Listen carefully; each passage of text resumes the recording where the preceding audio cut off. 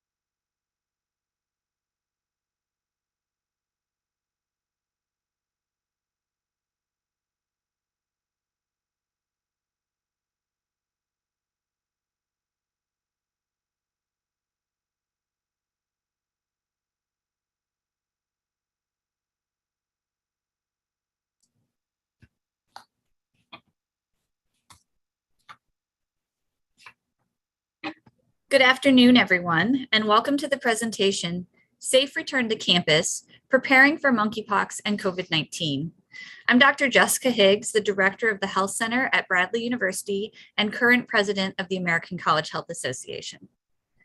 Today, we are going to hear from top experts about the current state of monkeypox and COVID-19 and its potential impact on higher education and campus communities. We've known for a long time that health and well-being are critical to student retention and resilience. Addressing these dual public health threats with an evidence-based and compassionate approach will help keep our students safe and sound. Thank you in advance to our presenters today and our co-sponsors, the American Council on Education, and to all of you for your commitment to a successful start to the 2022-23 academic year. Now, I would like to turn it over to Dr. Lindsay Mortensen, Associate Executive Director of University Health Services at the University of Michigan, and also the Chair of the American College Health Association's Emerging Public Health Threats and Emergency Response Coalition. Lindsay. Thank you for the kind introduction, and hello, everybody. As Dr. Higgs said, a safe and healthy return to campus is always a priority in higher education, but especially this year. So we're really grateful for the opportunity to discuss these issues. Joining me today to discuss COVID-19 and monkeypox is a truly impressive panel of experts. First, Dr. Lisa Barrios is currently on special assignment as the Senior Advisor for Schools as part of the CDC Monkeypox Emergency Response, following 2 years as lead of the school support section of the CDC's COVID-19 emergency response. When not on emergency response, she serves as the Senior Advisor for School Preparedness in the Division of Adolescent and School Health, also known as DASH. Next, Dr. Demetre Daskalakis is currently serving as the White House National Monkeypox Response Deputy Coordinator. When not tackling monkeypox, Dr. Daskalakis serves as Director of the Division of HIV Prevention at the CDC. He has a long history of working on HIV and STD education and response programs, and has been widely recognized for his expertise and advocacy for the health issues affecting the LGBTQIA+ communities. Finally, Dr. Martha Montgomery is a physician and epidemiologist at CDC in the Division of Viral Hepatitis. She is currently on assignment with the CDC Monkeypox Response, working on the Special Populations and Congregate Settings team. Before we get started, a couple of housekeeping items. There will be time for Q&A at the end, so please submit questions at any time using the Q&A panel in your Zoom controls. We will do our best to get through as many questions as possible, and our session runs today until 3:15 p.m. Eastern Time. And with that, I'll turn it over to Dr. Barrios to start us off. Thanks so much, Lindsay, and good afternoon, everyone. As you heard, I'm Dr. Lisa Barrios. I am the Senior Advisor for School Preparedness in CDC's Division of Adolescent and School Health.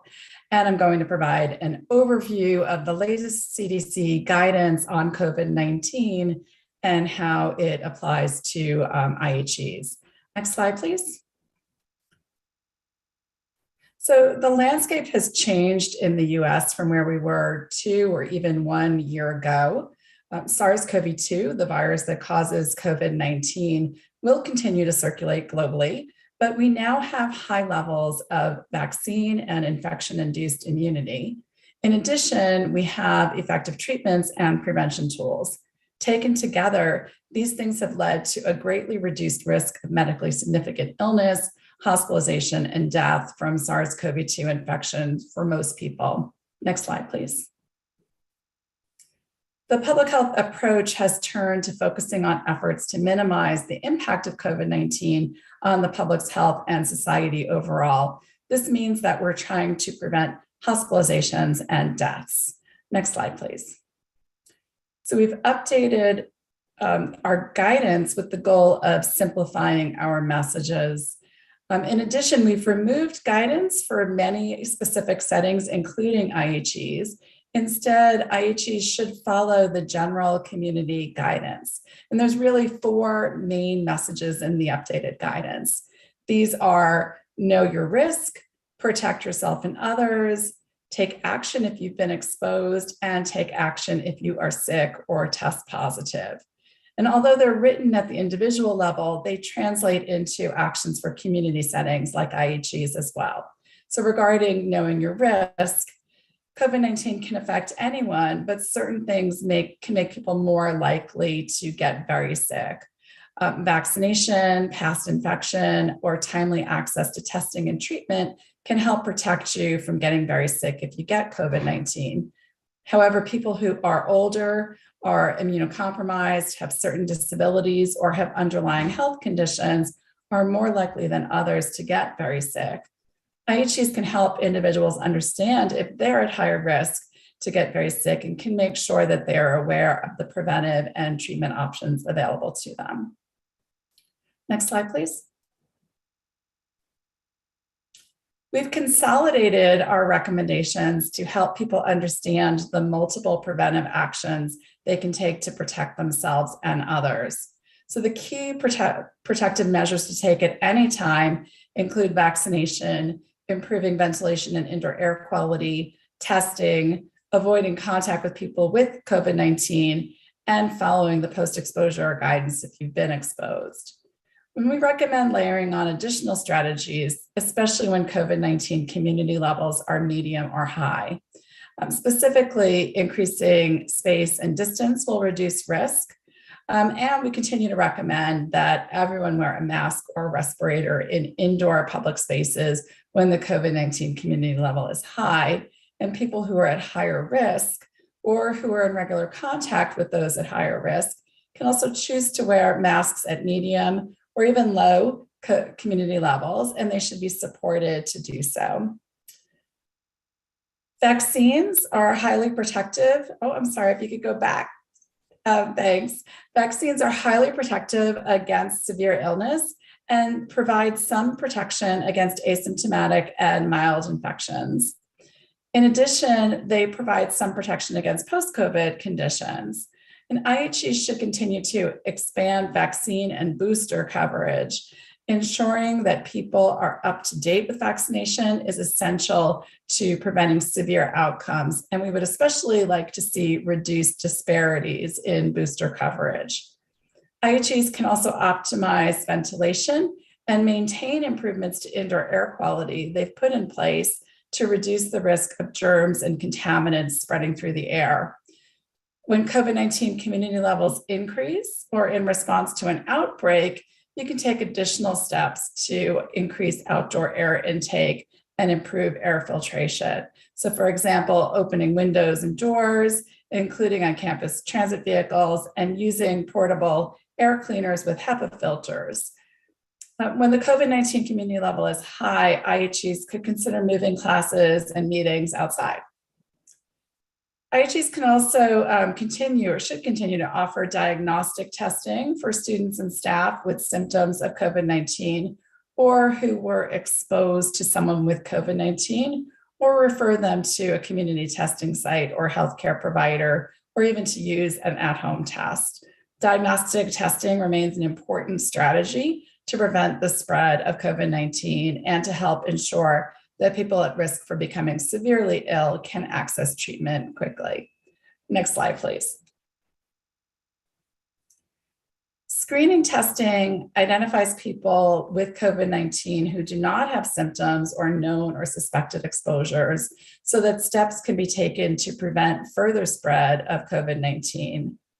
Screening testing may be a useful tool when COVID-19 community levels are medium or high and when the situation poses special risks.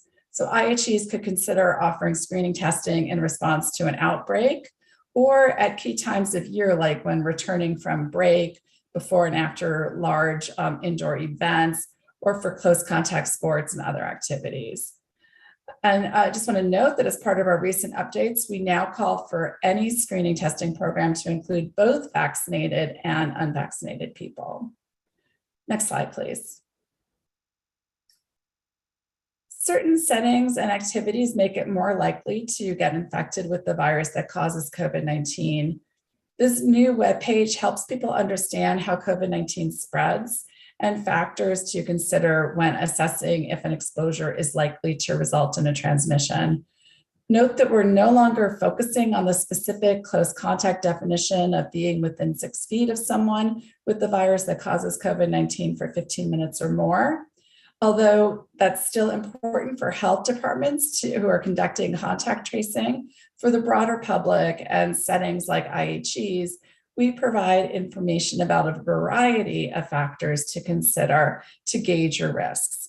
These factors include how long people spend with someone who's infected, whether or not the infected person was coughing or engaged in activities like singing, which involve heavier breathing, whether or not the infected person had symptoms at the time, mask use by both the infected and exposed person, the type of and extent of ventilation and filtration at the time of the exposure, and the distance between the infected and exposed person.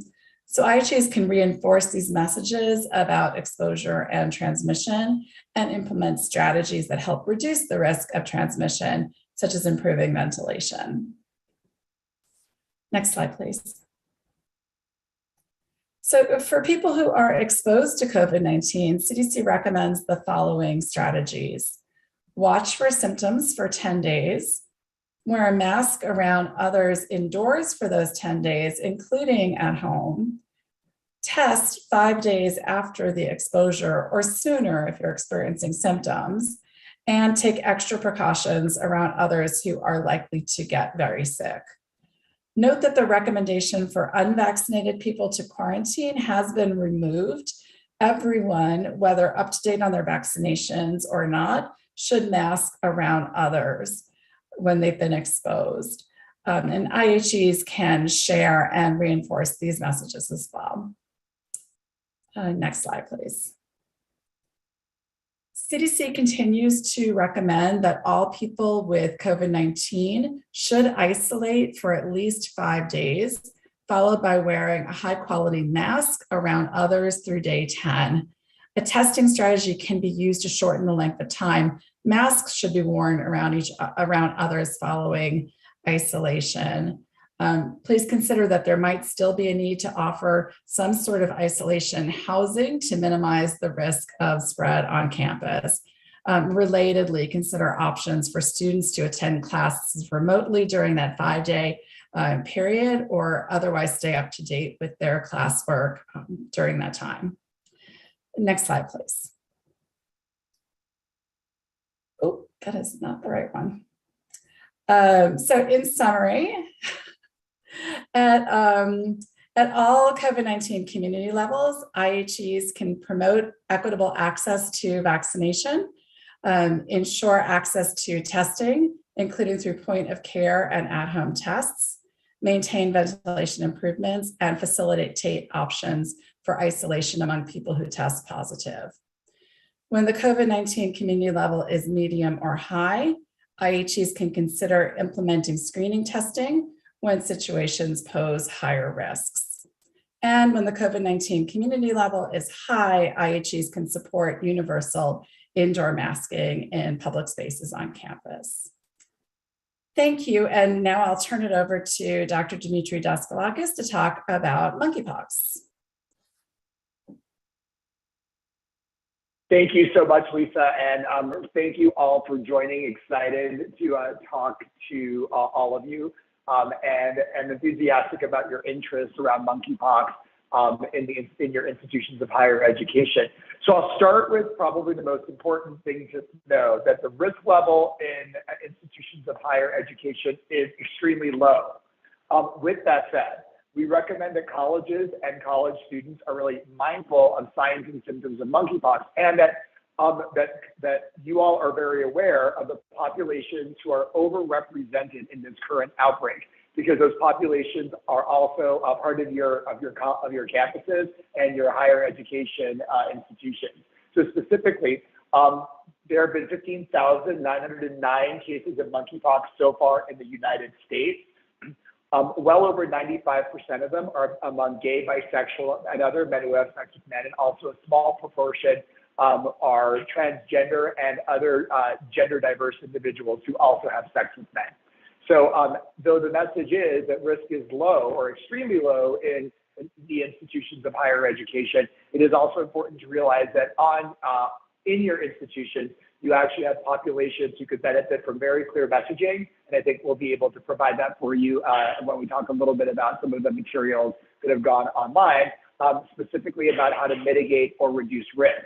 So it's important to note that in the data that we have so far, almost all of the infections have been associated with close skin-on-skin contact, often associated with sexual activity. And like I said, the majority of the cases are in men who have sex with men.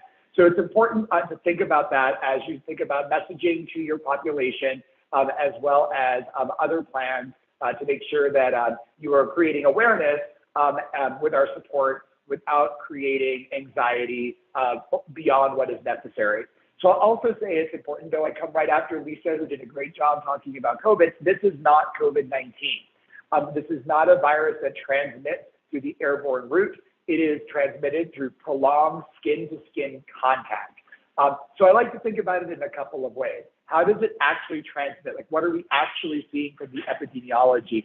And as I said, in the epidemiology, the vast majority of the cases are related to skin-to-skin, often sexual contact. But it's important to also think about how it may transmit, although we're not actually observing it very frequently in this outbreak. So it could be through potentially other interactions that could lead to prolonged skin-on-skin contact. And so for environments like yours, it's to think about potentially like thinking about athletics and sort of just making sure that there's an awareness that monkeypox is around, although not something that we've seen specifically in athletes. Also, there is the possibility of transmission through contact with objects after they've contacted someone with monkeypox lesions. So again, we're not seeing a lot of this. The majority is skin-on-skin contact, but it really speaks to really good cleaning of rooms of individuals who have known monkeypox. And then also respiratory through prolonged exposure, so not in the airborne route, but like through prolonged contact like kissing. So again, we're not seeing that as frequently as the skin-on-skin contact. In fact, it's minor in this outbreak, but important to know the way that monkeypox transmits. So based on what I can tell you about the epidemiology and who's being affected, there's many strategies that individuals can use to potentially reduce their risk of monkeypox.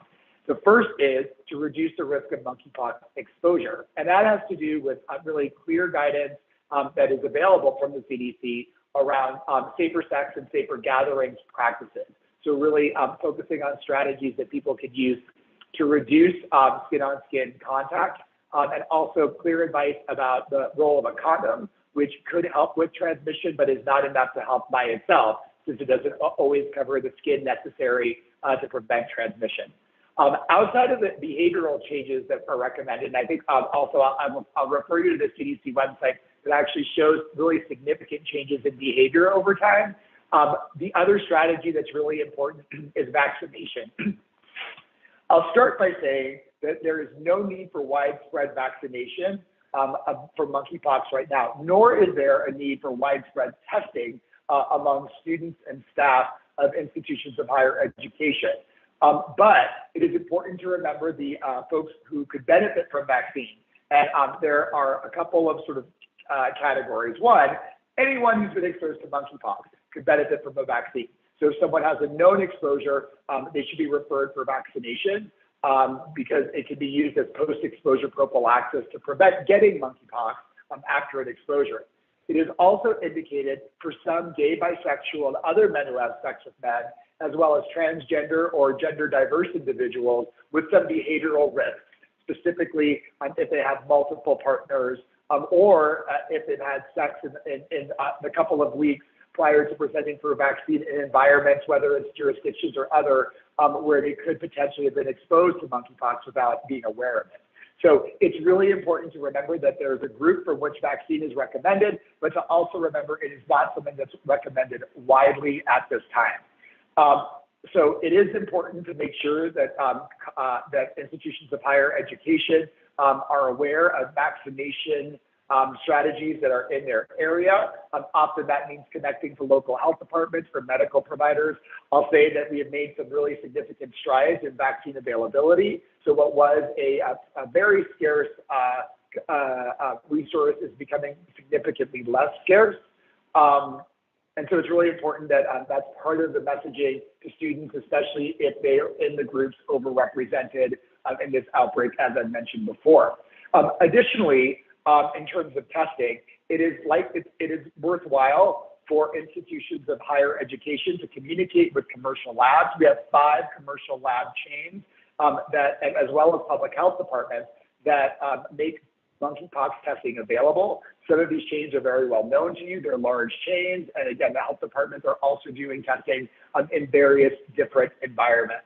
So in general, just thinking about how to communicate to students, institutions of higher education should really focus on informing students and staff on the most important point, which is that the general risk is very low in the environment, but that it's important to remember that within the institution of higher education environment, there are students and staff who fall into groups that are overrepresented in the outbreak. We have a lot of resources. I think we'll talk more about them online, including a great guide to safer sex practices, as well as guidance for safer gatherings. Encourage you to take a look at that and either use it or adapt it for your population.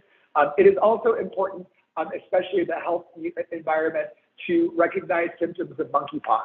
So generally, monkeypox starts as, classically, it starts with a flu-like syndrome and then moves on to a rash. In this outbreak, it's a little different. We're seeing the flu-like syndrome a lot less. And sometimes people just start off with the rash. The rash can be diffuse over people's body, but we're actually seeing a fair number who are presenting with the rash either in their anal or genital area or in their mouth. So rashes that people don't understand should be something that they seek medical care for. That tends to be good advice for everything, but in this scenario especially, really worthwhile to have someone take a look and consider testing if it meets indications by the clinician's assessment. So important to recognize those symptoms, and that's, again, going to be available in multiple resources that we'll make sure that you have.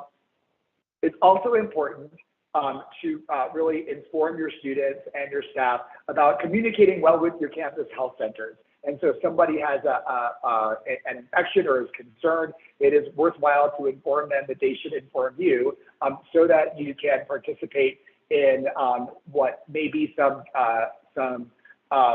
strategies to help them isolate, and also strategies to assist in any contact tracing if needed. So speaking of that, I think also just like Lisa said around COVID, it is probably important for you all to also have a plan for how to isolate individuals. I will refer you again to some really great CDC guidance on isolation. It also gives a little bit of variability in what isolation can look like based on what people are able to do. So I definitely would refer you to that as well. And I think you're going to hear a lot more about that from Martha shortly. And also, I just want to end with one really important thing, which is that it is the responsibility of government and also governmental public health to model really good strategies to prevent stigma. We encourage you to look at a lot of the documents that we've created about how to prevent stigma. This is a virus that can affect anybody. As I say to people, it is just a piece of DNA wrapped in fat. It doesn't know the difference between someone based on gender identity or sexual orientation. So it's important that we have vigilance for all populations, but that we work really hard to make sure that the overrepresented populations in the outbreak have clear information about what this disease looks like, what to do to prevent it, and how to seek out help and care if needed. So I'll remind you that it's transmitted through multiple forms of close contact, but the majority of what we're seeing, and I mean the vast majority, over 99%, is associated with skin-on-skin contact related to sexual activity. So with that, I think I will pass it on to Martha, who will talk to you about some resources that I've referred to, but I think that she will go into a much deeper dive. Thanks, Martha. Sure, thank you so much, Demetre. So hi, everyone. I'm Martha Montgomery. I'm the Deputy Team Lead of the Special Populations Team on CDC's monkeypox response, and I am going to be giving an update on what institutions of higher education or IHEs need to know about monkeypox. So you can go to the next slide. So today I'm going to talk about two scenarios for IHEs. The first is prevention of monkeypox in situations where there has not been a case of monkeypox. And then second, we'll talk about how to manage cases and exposures if there is a case of monkeypox. And then we can open it up for questions. Next slide. So first, let's talk about more specifically what IHEs can do to prevent the spread of monkeypox. Next slide. So if an IHE has not had a case of monkeypox, you can continue following normal operations to prevent the spread of infectious diseases. So the following steps are ones that your IHE should take as part of normal operations, regardless of a disease outbreak in the community. This includes encouraging staff and students to stay home when they're sick, providing access to hand washing supplies. You know, it's not a real public health presentation unless we remind you to wash your hands, regularly cleaning high-touch surfaces, and disinfecting when needed. Your IHE should also identify a space for students who are sick to be isolated when needed. We can talk a little bit more about what isolation looks like for monkeypox during the Q&A, but I just wanted to note that when people hear isolation, of course, they're immediately thinking COVID-19. And as Dr. Daskalakis already mentioned, you know, there's really important differences in the transmission between COVID-19 and monkeypox. So we do not expect widespread disruption to IHE campuses like we saw with COVID-19. However, it is helpful to prepare for the possibility of monkeypox being diagnosed in a student. And then lastly, staff caring for students with potentially infectious diseases should be provided with personal protective equipment when needed. So then what about things like locker rooms, gyms, and sports uniforms? For IHEs where there's not been a case of monkeypox, locker rooms should continue to be regularly cleaned as part of normal operations, but no extra steps are needed. Sports uniforms similarly should be laundered as normal. At this time, there's no evidence that these are common sources of transmission. Next slide. So next, let's talk about what to do if someone has monkeypox in an IHE setting. Next slide. If someone has monkeypox, the school should make sure to clean and disinfect the areas where the person with monkeypox spent time. This includes surfaces, shared materials, etc. IHEs should also work with their health department to identify and monitor the health of any staff or students who might have had close contact with the person who has monkeypox. IHEs should provide fact-based information about monkeypox to staff and students. The person who has monkeypox should isolate. If it's a student who lives on campus, IHEs can use a dedicated section in the dormitory ideally with a dedicated bathroom and dedicated laundry. If that's not possible, then the IHE can work with the health department to determine appropriate laundering options. When possible, the IHE should arrange for virtual classes so that the person who has monkeypox can continue their education while in isolation. They should isolate until the scabs have fallen off and a fresh layer of healthy skin has formed, which typically happens about 2 to 4 weeks after symptoms begin. And then if staff are caring for a student with monkeypox, they should wear a respirator, avoid touching the rash, wear a gown and gloves, and make sure, of course, to wash hands regularly. Next slide. Students and staff who have been exposed to someone with monkeypox typically can continue attending the IHE as long as they don't have any signs or symptoms of monkeypox. After an exposure, people should monitor for symptoms for 21 days. If the person who has been exposed to someone with monkeypox develops symptoms, then they should be seen by a healthcare provider and follow isolation guidelines. And I did see questions already about what to do while you're waiting for the test. We do have pages on the CDC webpage that do recommend prevention for people who are pending test results. And then the health department also can help determine whether the exposure to someone with monkeypox was a high degree of exposure and whether that person is eligible for post-exposure vaccination. Next slide. So then lastly, I'd just like to highlight a few key resources that CDC has developed. The first one listed here is brand new today. We've created a landing page for institutions of higher education, which links out to a lot of other resources. We also have considerations for congregate living settings like dormitories. There's information about safer sex, social gatherings, and monkeypox. There's a fact sheet for what young adults need to know about monkeypox and information about products for cleaning and disinfection. Next slide. So with that, I'll hand it back over and I'm happy to take any questions. Thanks so much to our speakers, and thank you, Martha. At this point, we're going to open it up to questions. We have received several, and we have a few more people to introduce. So joining us on the call is Mary Wall, who's the Chief of Staff to the White House COVID-19 Response Coordinator, Dr. Ashish Jha, and also Jerry Taylor, who currently serves as the co-chair of the ACHA COVID-19 Task Force. So thank you for joining the panel. We have a lot of questions. I'm going to do my best to get through them. And we have questions about COVID and monkeypox. So I'm going to first start with a couple of questions about COVID that I'll send to Lisa and others if they want to chime in. And one of them is a question I hear a lot, which is under what conditions will we be in an endemic versus a pandemic with COVID? Yeah, we hear it a lot too, and it's a good question. I think it's important for us to all be clear that COVID-19 is here to stay. At the same time, we have high levels of population immunity due to vaccination and previous infection, and we now have a lot of tools to help protect the general population and people who are at higher risk for severe illness and death. So it's put us into a different phase of COVID-19, but we still have far too many hospitalizations and deaths.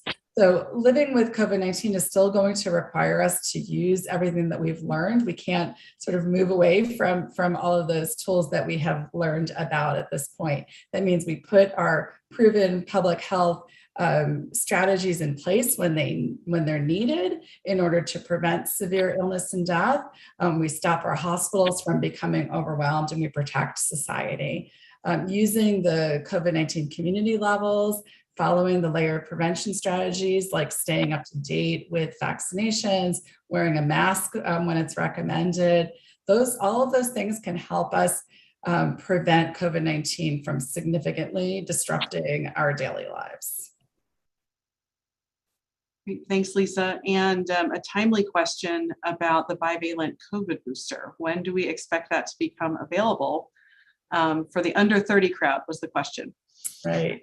So for those who don't know, the new boosters that are under development, that some folks are calling the bivalent COVID booster, they target the Omicron subvariants BA4 and BA5, as well as the original strain of the virus. And at this time, BA5 is accounting for nearly 90% of new COVID cases in the US.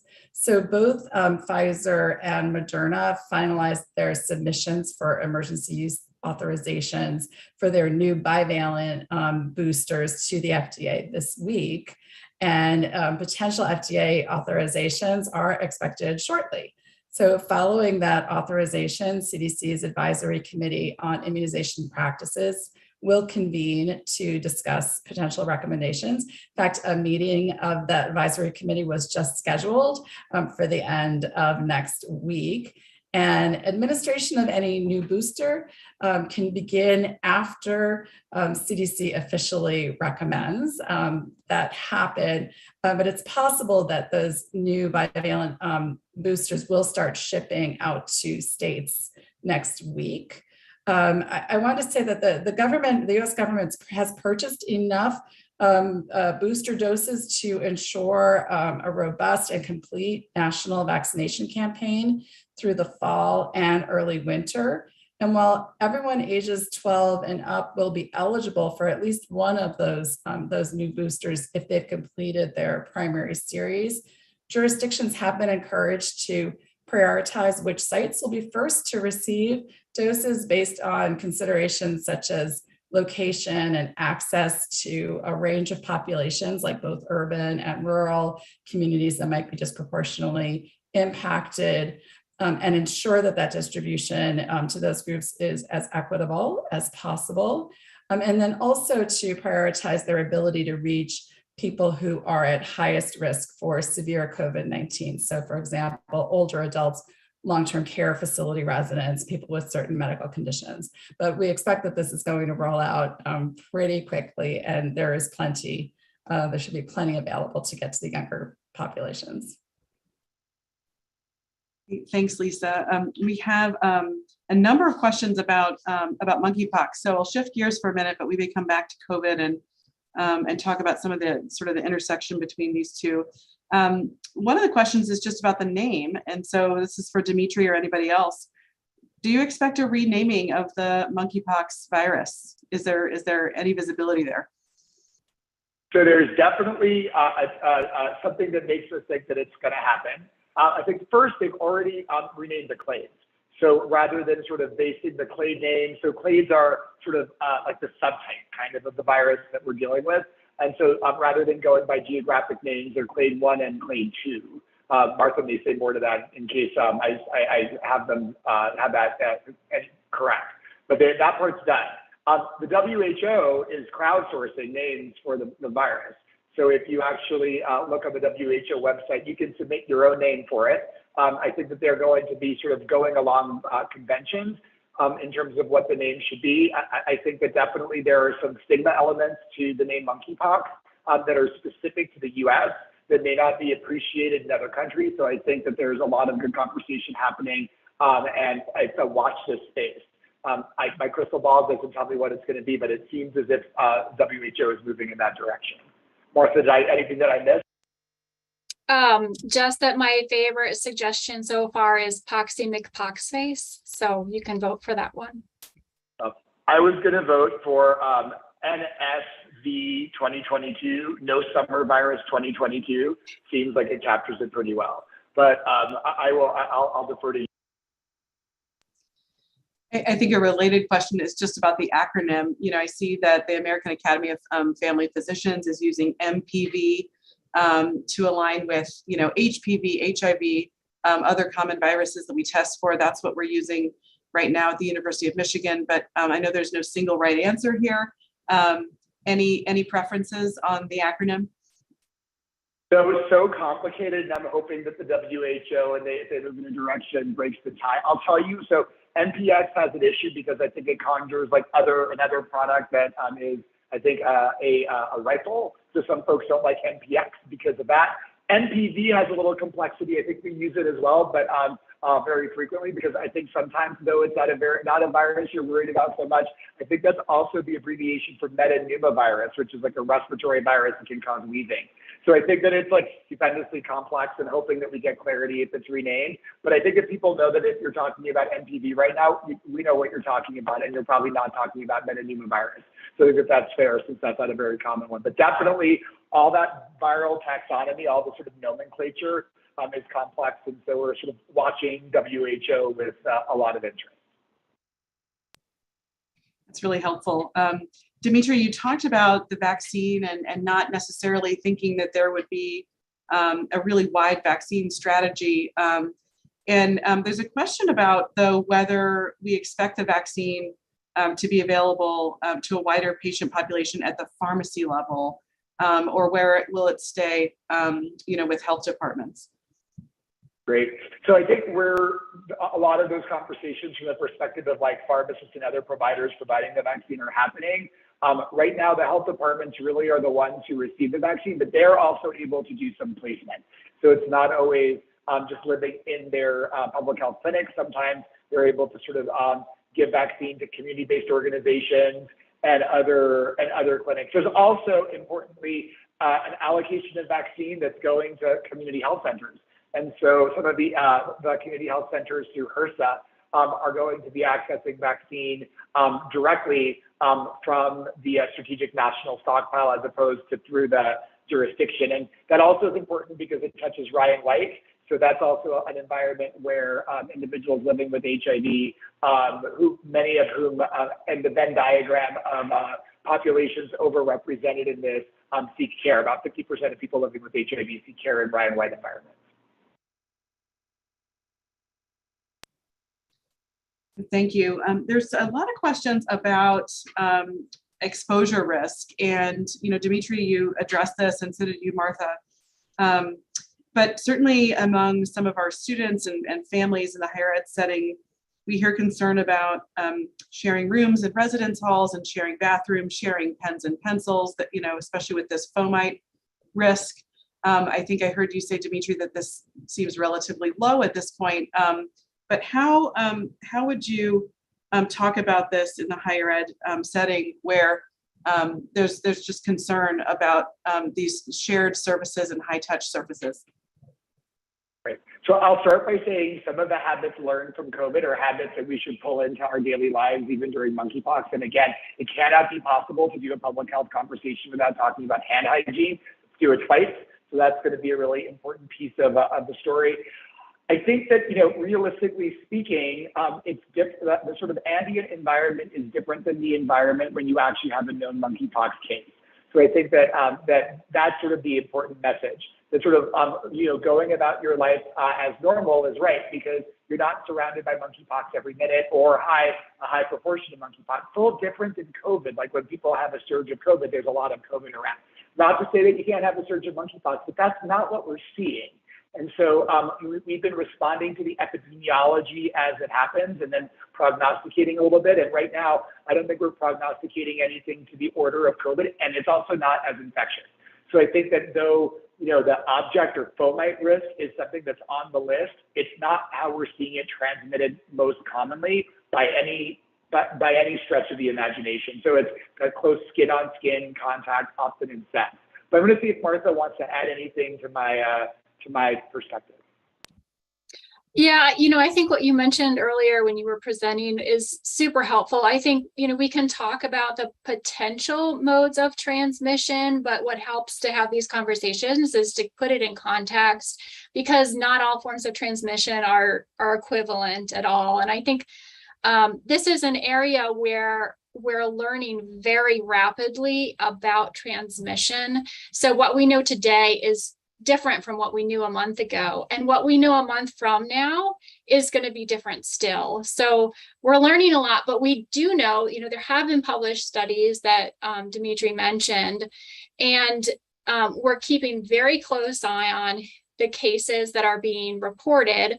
And like Demetre mentioned, 95% of cases are occurring in people who report close skin-to-skin contact through sexual activity. So that's really informative to us. There was another published study using not just US data, but data from 16 countries. And it showed, it had a little bit more detail about sexual practices. And it showed that a substantial proportion of people with monkeypox had 5 or more sexual partners in the last 3 months. And that 30% were diagnosed with another sexually transmitted infection at the time that they were diagnosed with monkeypox. So what we've learned from this already is that, that close skin to skin contact is really plays an important role in transmission, much more so than, foamized surfaces, droplets, or any sort of respiratory transmission. I'm going to add one more thing because this is such a fun topic. Also, if you're interested, there's a great NMWR that was released that actually sampled in someone's house that had monkeypox. And what they found was that you could detect the DNA, which, remember, I feel like we're all experts now because of COVID. It doesn't mean very much unless it grows, and it didn't grow. And I think the message there is that with like normal cleaning and just doing what I think Martha talked about, like especially with common areas, like you're actually going to take care of this virus. And again, it's not everywhere because it's not sort of on the same level as COVID. It's if there's a case that more sensitivity happens around objects. But I think ultimately, again, common things being common, it's important to have awareness about the other routes of transmission, but skin to skin associated with sex is the one that we have to talk about the most right now. And there's a related question in the Q&A about that I think reflects how well socialized the concept of a close contact was with COVID, which is there a similar definition for monkeypox of a close contact that, is defined by time and distance? And it sounds like the answer is not really, but I want to leave that to the experts. It is certainly not 6 feet because of the interactions that are involved with this tend to be very close skin-on-skin contact, often related to sex. So I think it's fair to say that if somebody has had close skin-to-skin contact with someone with known monkeypox or sex with someone that relates to that you would call a close contact. I think that also, again, in folks who are in the gay, bisexual, other men who have sex with men, plus transgender and gender diverse individuals who have sex with men, like if they have behavioral risks or have had a couple of sex partners in the last 14 days, or have had sex in environments or jurisdictions where monkeypox is circulating, which now is every jurisdiction in the U.S., but not to like a high extent. I think it's important to think about where there's more transmission, that those folks definitely qualify for vaccine. In shifting gears a bit, a nuts and bolts question that I think is a good one is how is testing for monkeypox done, and what is the first line treatment? Martha, do you want me to take it or do you want to take it? Sure, I can take a stab and then you fill in any details. So for testing is really only recommended for people who have a rash. So without that rash, there's no need to be doing any testing at this time. Was there a second part to that question as well? Was it where testing can be performed? Treatment. I think it's treatment. Yes. So with treatment, so this is an interesting area. There are some treatments that are being used, but I think it's important to be clear about what we know and what we don't know. So right now we don't have any treatments that are specifically approved for monkeypox. This is another area that we're learning about very rapidly. So basically we're learning, taking what we know about smallpox, which is in the same genus as monkeypox and behaves somewhat similarly, and we're adapting those to provide options of treatment. So that's something to keep an eye on, is emerging studies on the effectiveness of these treatments for monkeypox. I'll just add a couple of things about treatment, which is, again, like I think you heard the word TPOXX just now. It's the drug that's the investigational drug that's being used for monkeypox is called TPOXX or tecovirimat. It's available through an extended access investigational new drug application that was very sizable and now has become very compact. So it is not for everybody with monkeypox, but if the CDC has pretty clear criteria around who could benefit, and it tends to be folks with more severe disease.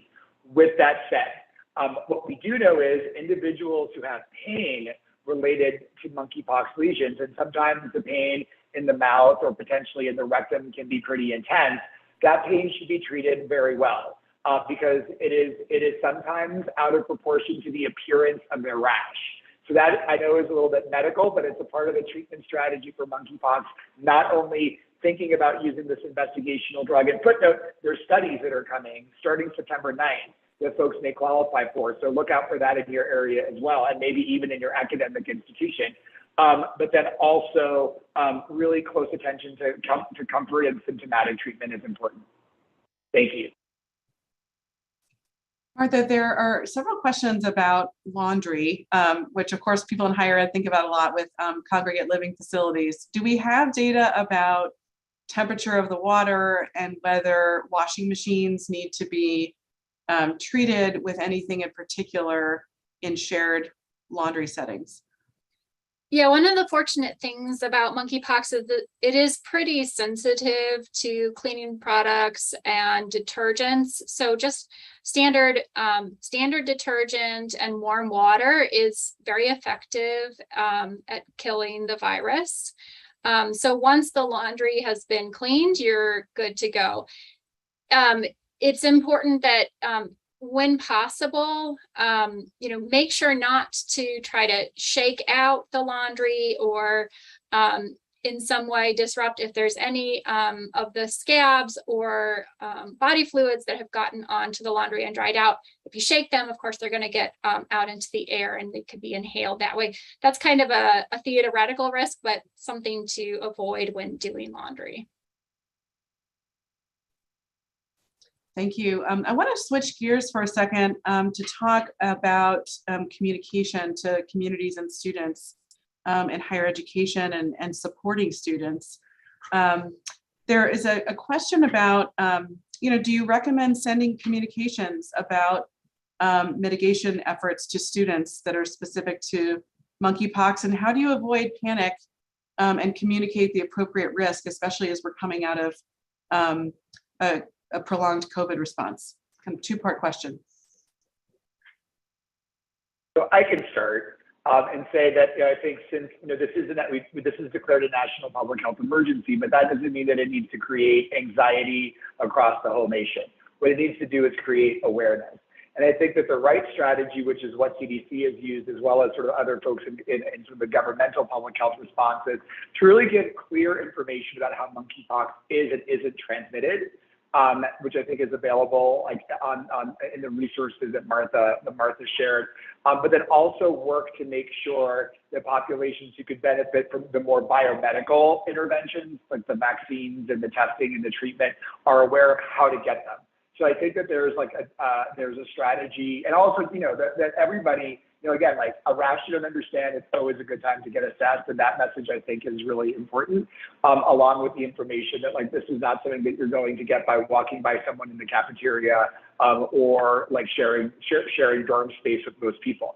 So I think that it's sort of balancing how you communicate, how monkeypox transmits from the biological perspective. I like the way that we also talk about it, if you caught it, which is this is how it actually transmits based on what we've seen. And there's other ways it could potentially transmit, but this is the most common thing, I think, is a strategy. Just again, especially if you can communicate to the gay, bisexual, other men who have sex with men, and transgender people and gender diverse folks, that's really important. And so I imagine that you all probably have great strategies for how to communicate to some subpopulations within your own institution. Martha, did I catch everything? Yeah, and I want to give Jerry, it looks like Jerry has something that maybe she wanted to add. I'm sorry. It's okay. I didn't see her hand. Thanks, Martha. I think it's a good time to mention the importance of health promotion experts on the college campuses who many of them have their master's or doctorates in public health, and they are on our college campuses to be that voice of public health and to work closely with public health departments in their states and their local communities and with the CDC.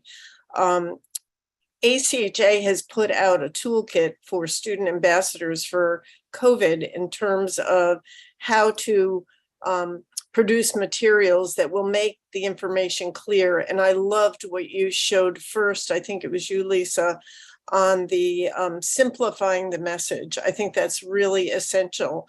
And I think we have to do the same thing with monkeypox. I agree, Jerry. And, there are a lot of questions about how best to support, queer and trans students during this time, and how to talk about monkeypox in ways that are fact and science-based, and also support the students or our community members who may be most impacted by the virus at this time. And Demetre, I've enjoyed some of the interviews I've seen you've given on this topic. So I wonder if you have some wisdom for us. Sure. So I feel like this is the part that draws from all of my experience and the other things that I've done, which is really, these are lessons from HIV that we've used in monkeypox, which is really focused on the exposure and not sort of connecting a virus to an identity. And so that, I think, is so important. And so it's saying that, like, this is through sex, skin to skin contact, anyone can get monkeypox, but then the next statement is so important. But we're seeing it a lot in this community. And I think that we have to be bold and make sure that we say that in a way that sort of highlights for that community the need for awareness, but also doesn't generate stigma. And I feel like that's something that universities and other institutions of higher learning are really good at. And so it's really, focus on the exposure, don't link the virus with an identity, and just make sure that the populations overrepresented are getting what they need to be able to access the services that they might need if they're actually exposed or themselves experiencing a monkeypox infection. Thank you. And on that topic of support, I'm reminded of the very long isolation period potentially for monkeypox of, up to 2 to 4 weeks. And I think there's concern about supporting students both academically, but also their mental health during this isolation period. And, while on the one hand, maybe we've gotten a bit better at isolating through COVID, I think also a lot of people may struggle with that even more now. And, just wondering if there are any, lessons on how to support students who are in isolation with both the academic and mental health support that they may need.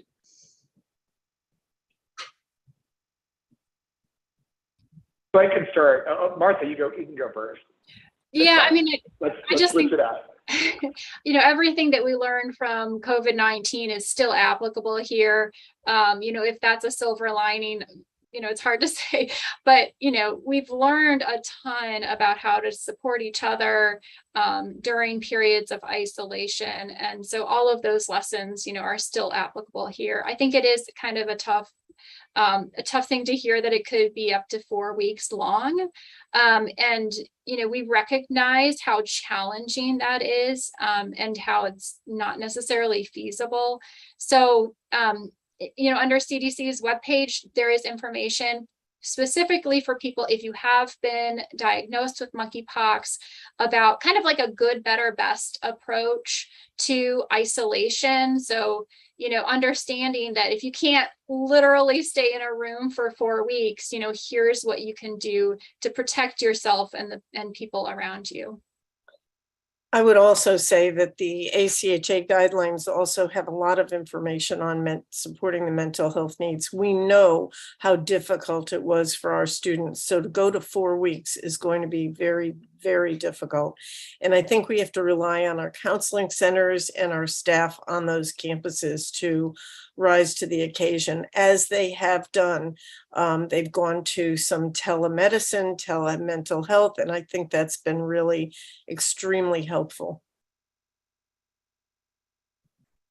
I agree. That's a great point about telecounseling and telehealth, because that was kind of a lifeline for a number of students for COVID. There's a question about testing turnaround time, which we're seeing get longer. and a concern about isolation protocols and whether they should be any different for suspect cases or cases where the index of clinical suspicion is very high, but we may not get the confirmation, the lab confirmation for several days. So just a question about, do those students need to isolate? Sounds like the answer is yes, but maybe anticipating some frustration about the long test turnaround times, and are we any closer to having more commercial lab availability? Yeah, on the turnaround time, that's very sort of local context specific. It's going to be variable across the country in terms of lab availability and the turnaround time. Definitely, that period, if somebody is positive and they're waiting for that test result to come back, that is an important time when it can spread to other people. So you need to be just as cautious during that period as, once the test comes back, because you can't undo that time that's gone past. I do think that this is an area where, Jerry, I loved your message earlier about connecting with your local health department. It just makes my heart sing. This is another area where, connecting with your local health department is really important, because if there's a specific situation, on a case-by-case basis where something needs to be expedited, you can talk to them and you can explain the situation and try, the health department themselves might know, okay, this week it's looking a little faster over here than over there. So they can try to help sort out those situations.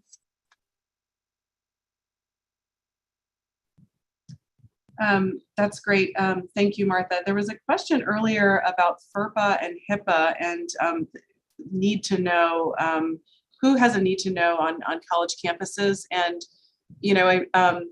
I would just say, I just wanted to make sure we touched on that, because that comes up a lot in the higher ed setting. And it feels like this is still an emerging, situation, and want to suggest that campuses work with their own local legal teams on this question, but want to open up that question for others if they have anything else to add to that response.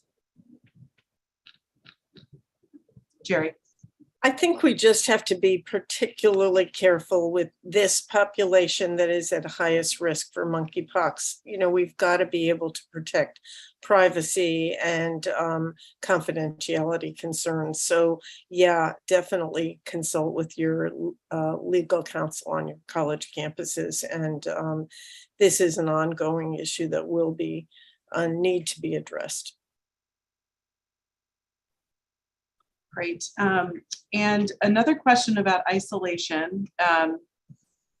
And this is a tough one, I think, in the higher ed setting, because some campuses do not have dedicated isolation space remaining on their campuses. So should we send students home if they are able to return home, if they're diagnosed with monkeypox? Sure. So this is something that I think, kind of as I mentioned earlier, because of the long potential duration of the need for isolation, the first thing to note is, monkeypox is not COVID-19. So the number of bed spaces available that will be needed is not nearly the same thing. So, you should sort of try to disassociate those two. Having that isolation space available is really important, but this is kind of that good, better, best approach that I mentioned earlier. So, of course, the best option is if you can give somebody an isolated room with a door that shuts, their own bathroom, their own laundry. I don't know if that didn't happen in my college, but that's kind of your ideal option. I will also note that multiple people who have tested positive can stay together. If you can figure out the logistics for that, they can stay in the same room together. So that might help to free up some space. The kind of next best option, people live locally. Yeah, then I think they could go home to isolate, making sure that if, there's virtual options for learning, that those are made available. Another option is, the sort of like least ideal approach if people must be around others or if they have to leave the isolation, make sure that students with monkeypox are wearing a well-fitting disposable mask over their nose and their mouth, and that any lesions that are exposed are well covered. And those are in the link that Lisa dropped in the chat. It kind of lays out that approach for people who've diagnosed positive. This may be kind of silly. However, I wish we had a different word than isolation, because I think isolation is so charged and it has such a negative construct to it. But I understand the need for it. But I think once you say you have to be in isolation, students just immediately get stressed out. We are getting close to time. I want to ask a couple more questions if we can, and then we'll need to wrap up. I want to say there are 75 plus questions in the chat, so lots of curiosity. There's a specific question about students who are on PrEP, and the question is, should we try to work with our health departments and vaccinate students who are already on PrEP? I take it to mean like proactively reach out and identify those students. Demetre?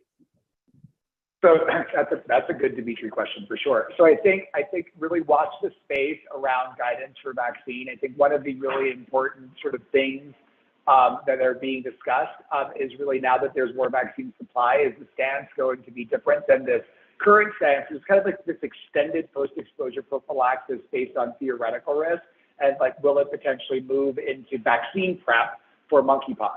And so I think that very often you'll see that some of the behavioral risks, although not always, some of the behavioral risks of people who are on PrEP may overlap really well with the current guidance on who gets vaccine. But I think that this is one that you watch the space really carefully, because I think that that it may change. And also I think that there's a little bit of wiggle in terms of who can get the vaccine, especially if there's behavioral risk involved. So I think in terms of like, if you were looking at individuals that you would, potentially could reach out to, like if you do have that information, PrEP users are a great group to reach out to from the perspective of someone who could maybe benefit from this vaccine. Thank you.